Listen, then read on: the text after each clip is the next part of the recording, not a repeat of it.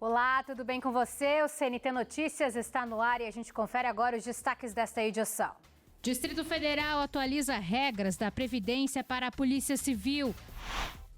Fila do INSS cai mais de 500 mil em 2 meses e benefício por incapacidade temporária passa a ser liberado sem perícia presencial. E ainda a temporada da tainha começa em Santa Catarina e movimenta economia, cultura e tradição no litoral. É agora no CNT Notícias.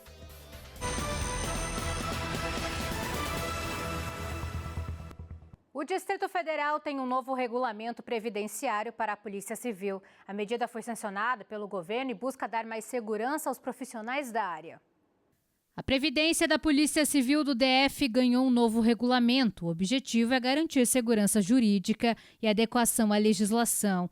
Um dos principais pontos é a garantia dos recursos para pagamento dos benefícios. O dinheiro vai continuar vindo do Tesouro Nacional, por meio do Fundo Constitucional do Distrito Federal. A gestão desses recursos fica sob responsabilidade do Instituto de Previdência dos Servidores do DF. O órgão será responsável por administrar e supervisionar os pagamentos. Existe uma insegurança jurídica muito grande, né, de toda a categoria, e agora nós ajustamos isso com a sanção dessa lei. Eles vêm, né, para o nosso fundo previdenciário e do IPREV. Acho que isso é uma demanda muito antiga e é também uma normatização da lei, que já falava a lei federal. É bom de se falar que a importância e a valorização que nós fizemos. Quando assumimos a cidade, as delegacias estavam fechadas, todas sucateadas. Então nós fizemos desde a reestruturação física, né, das delegacias, a contratação de novos policiais. Foi o governo que mais contratou policiais da história do DF. E agora também, né, fizemos também os reajustes salariais que foram tão importantes para a categoria. E finalizamos aqui, eu acho que isso com uma conquista histórica, que é realmente cuidar do policial quando ele vai descansar, se aposentar. A medida também reforça a importância de garantir proteção aos profissionais que atuam em situações de risco. Quando você fala em segurança jurídica, porque muitos quando ingressaram, inclusive eu que sou policial federal, mas também sofria do mesmo mal, quando você entra, você tem uma previsão de que você vai cumprir sua missão por 30 anos, alguns falam até, mas 30 anos não é pouco, mas quem vive a vida policial sabe das dores, sabe das dificuldades, das noites perdidas. E quando você entra e sabe que vai se aposentar com 30 anos e chega perto, parece que mudam a linha de chegada, então isso causa uma insegurança enorme. Outra coisa também que foi muito boa, que a gente se desgastou muito no passado, é quando você está lá em missão e há uma situação onde você tem uma morte de um policial em missão. E aquilo ali você não ter a previsão de que sua família receba integralmente os seus proventos, isso era muito ruim, porque você está lá arriscando a sua própria vida, doando a tua vida pelos outros e não ser defendido pelo Estado. Então, são mudanças que são muito importantes, que ela restabelece uma justiça e nos dá segurança e tranquilidade para continuar trabalhando. Com o novo regulamento, o governo busca dar mais segurança e estabilidade aos policiais civis no Distrito Federal, especialmente no momento da aposentadoria. Depois do intervalo, INSS Digital, nova regra dispensa a ida à agência e promete mais rapidez na concessão do auxílio-doença.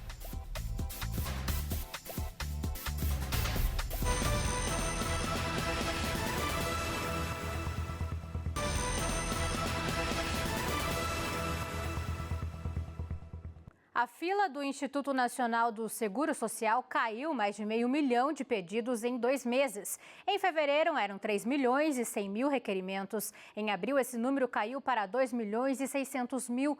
Os dados foram apresentados durante reunião do Conselho Nacional de Previdência Social, em Brasília. A expectativa do governo é reduzir ainda mais a fila nos próximos meses. A meta é reduzir os pedidos em espera a mais de 45 dias para menos de 400 mil em até 90 dias. O governo também informou que 4 milhões e meio de aposentados já foram ressarcidos por descontos indevidos, somando mais de 3 bilhões de reais devolvidos. E depois da queda na fila, uma mudança importante no atendimento do Instituto Nacional do Seguro Social. Agora, o benefício por incapacidade temporária pode ser concedido sem perícia presencial em caso de afastamento de até 90 dias. A nova regra do INSS marca um avanço na digitalização dos serviços. Com a atualização do sistema TestMed, o segurado não precisa mais ir até uma agência para pedir o antigo auxílio-doença. Tudo pode ser feito de casa. Basta acessar o aplicativo ou site Meu INSS, anexar atestados e exames e aguardar a análise remota dos médicos peritos. Mas antes de enviar, é preciso atenção na organização dos documentos.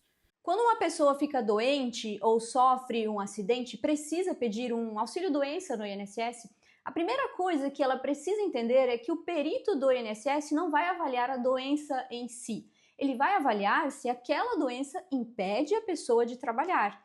E é por isso que a organização dos documentos médicos antes de enviar pelo aplicativo é o passo mais importante de todo o processo.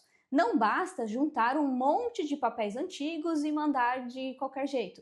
O atestado médico, ele precisa ser recente, ter a letra legível, carimbo do médico, tempo estimado de afastamento e, principalmente, deixar muito claro qual é o problema de saúde que afeta o trabalhador.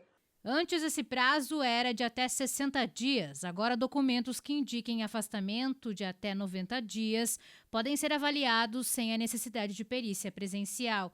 Mas atenção, se houver erros ou informações incompletas, o segurado pode ser chamado para uma perícia presencial. Se o perito olha o atestado e os exames e não consegue entender qual é a gravidade do problema ou como aquilo atrapalha a profissão do trabalhador, ele é obrigado a negar o pedido. A falta de clareza no papel é o principal motivo de indeferimentos hoje em dia. Muitas pessoas acham que só porque o aplicativo Meu INSS facilitou o envio dos documentos pelo celular, o benefício está garantido. Mas a facilidade é só no envio, não na aprovação. O sistema digital substitui apenas a fila na agência física. A análise do perito continua sendo rigorosa. A expectativa é que a medida reduza a burocracia, acelere o atendimento e ajude a diminuir ainda mais a fila do INSS em todo o país. E a seguir, pesca da tainha transforma praias, mobiliza comunidades e impulsiona o turismo no sul do país.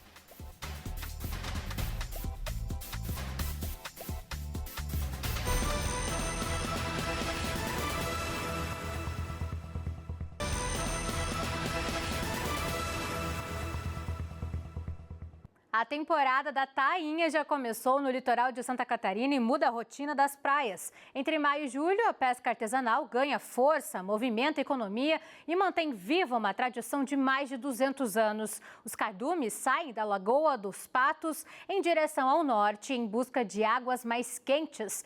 Quando são avistados, pescadores se mobilizam para cercar os peixes em um trabalho coletivo. A atividade, que é patrimônio cultural, envolve comunidades inteiras em cidades como Florianópolis, Bombinhas, Laguna e Imbituba.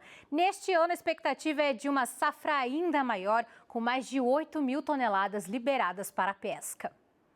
E um alerta vindo do fundo do mar preocupa cientistas brasileiros. Os recifes entre o sul da Bahia e o norte do Rio de Janeiro, e considerados os mais biodiversos do Atlântico Sul, estão perdendo corais por causa das mudanças climáticas e da ação humana. Em menos de 2 décadas, a cobertura de corais na região caiu cerca de 15%. E o impacto vai muito além da vida marinha. Pode afetar a pesca, o turismo e o equilíbrio de todo o litoral brasileiro. Para o estudo, os pesquisadores brasileiros acompanharam os recifes de abrolhos entre os anos de 2006 e 2023. Os resultados mostram uma mudança preocupante no ecossistema marinho. Segundo os cientistas, o aumento da temperatura dos oceanos vem provocando ondas de calor marinhas cada vez mais frequentes.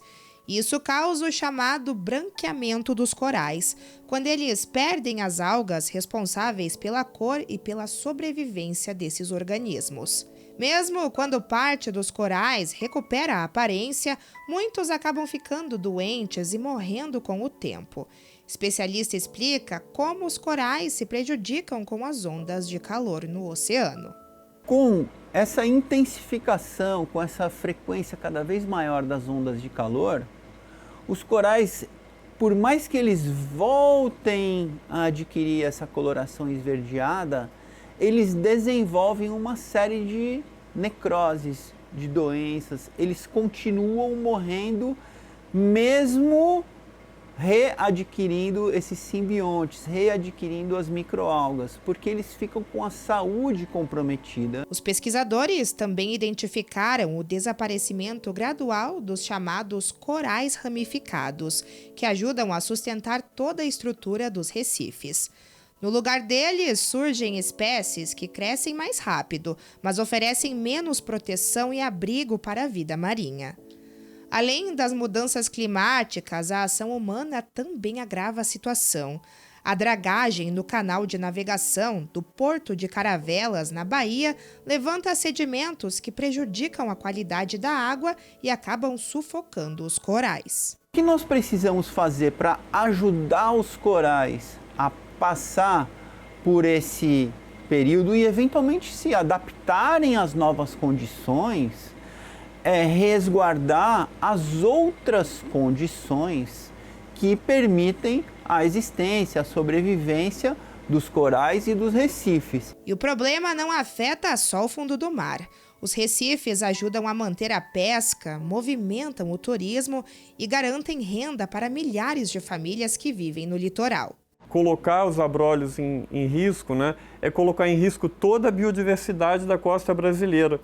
E o que a gente está vendo aqui é um reflexo do que está acontecendo no oceano como um todo. E a gente tem que começar a entender, né, como a gente está impactando esses sistemas coralíneos e como esses corais são importantes para a nossa vida. A gente está falando de geração de emprego e renda, é pesca, é turismo, lazer. Os especialistas alertam que nem mesmo as áreas marinhas protegidas têm conseguido impedir esse avanço da degradação. E enquanto a temperatura dos oceanos segue subindo, a mensagem é clara: proteger abrolhos e tentar garantir o futuro da vida marinha e das comunidades que dependem desse ecossistema para sobreviver. A gente fica por aqui. Você pode acompanhar toda a nossa programação no aplicativo CNT Play. Eu te encontro amanhã. Até lá!